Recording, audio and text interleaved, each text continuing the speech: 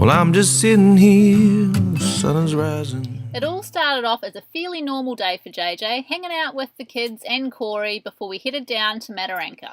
The drive down was pretty uneventful. A long drive, lots of stops, and a bit of a sniff around.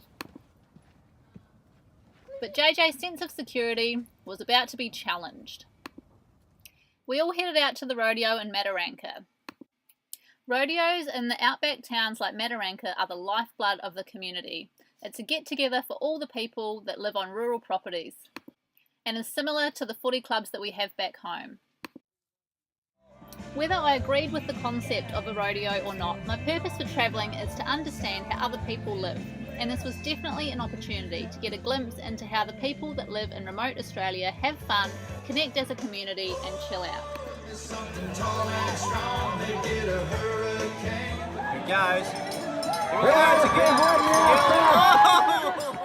Kids as young as 5 were out there riding the potty bulls. They were absolute legends, and our two wanted to get out there with them, but I wouldn't let them. It was a night of cheering on the kids that were brave enough to get out there, watching the barrel racing, singing country and western songs, and having an absolute blast.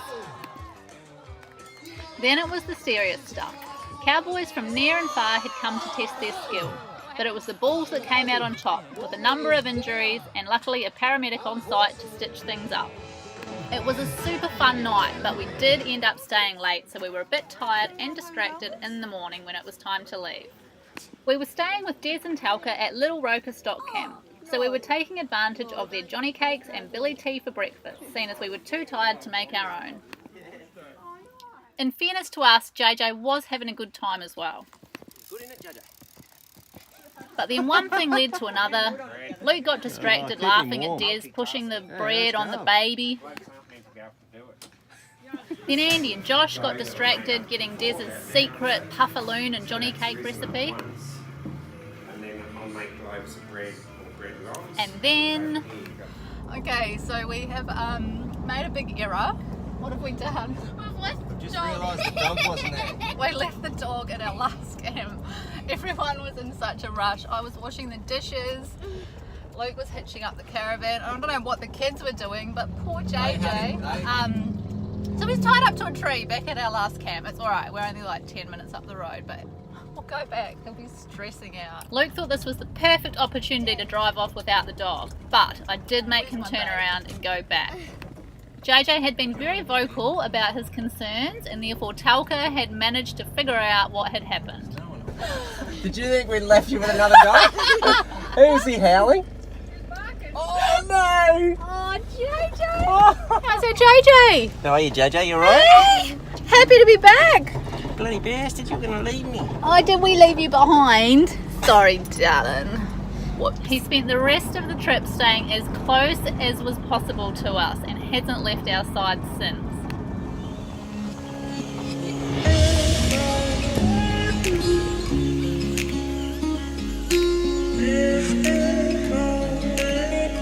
A departure from Mataranka signalled the start of our journey to the Overlanders Way. We travelled over 2,000 kilometres in 4 days.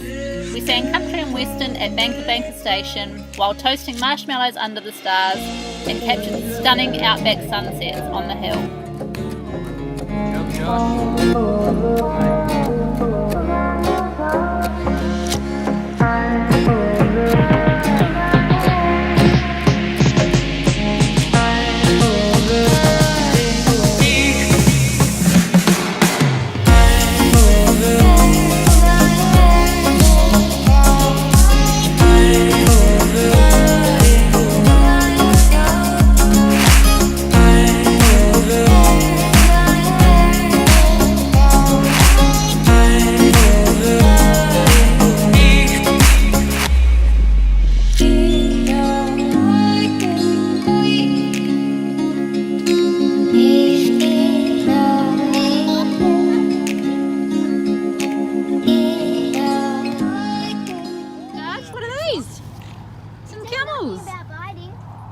Oh, stay back, Joshy.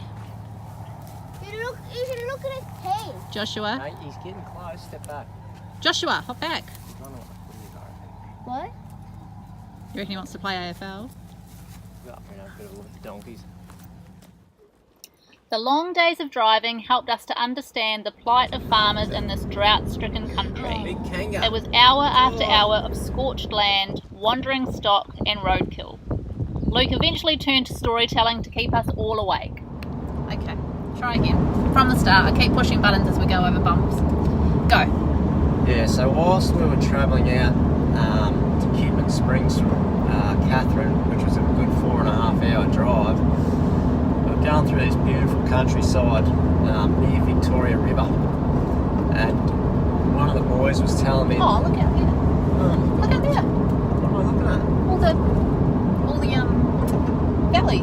Start again. Go. Not ready yet. I've had a thing there. Just interrupt me too many times. Stop it. Okay, Luke, tell us the story about Crocodile Dundee. Oh, look out there. Look out there, Nika. No, look at the rocks. There's rocks. Luke's a bit grumpy after driving for 5 days. Okay, tell us the story. So, when we were driving past Victoria River from Katherine, one of the boys told me that the Crocodile Dundee story was inspired by a guy called Rod Ansell. I think it's Rod or maybe Rob. But anyhow, if you Google him, you'll find out. And he was a bit of a wild man that used to go out for 3 or 4 months at a time, fishing out there, somewhere out past Victoria River in the bush.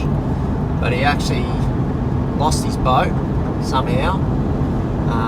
It's kind of disputable whether he was fishing or he was actually shooting crocs, because it was illegal at the time then too to shoot crocs, because they're a highly endangered species. Anyhow, he managed to lose his boat somehow and managed to live off the land for 3 or 4 months. And I think there's meant to be a documentary about him which I want to research into and have a look at, and there's also a book, because he's actually dead now. He shot a police officer and was in a big gunfight with him, more or less, and got shot dead by the police, I think in 97 or 8. So yeah, bit of a modern day Ned Kelly, so I've got to read up on that. Cool. And do you reckon the name Crocodile Dundee came from the fact that there's that area up there called Dundee Beach? Yeah, that's what I can only imagine. Like, it just sounded like a cool name. It sounded better than Crocodile Ansell, I suppose. Crocodile Rod. Or Crocodile Rod. Crockhead. So up near Darwin, there's a beach or a town called Dundee. So I didn't know that. Did you know that? I'm not sure there's a town, but there's definitely a beach called Dundee Beach. Yeah. Yeah. So, right, we've learnt the history of our 1980s movie watching. Yeah. Out here now, just getting some wood. I'll spin it around so you can see. This is our camp 30 minutes out of Mount Isa. Joshy's over there, he had to take a crap, so he's at the Camp Dunny. She's just a typical long drop. There's probably room for 200 or 100 caravans in here at least. I've just got the job of getting some wood for the fire. So I'm going to get it just before it gets dark here. And I've just had to walk through some tussocks and everything here hurts. It was all spiky, There's probably snakes, so I'm going to get this stuff now before I get bitten.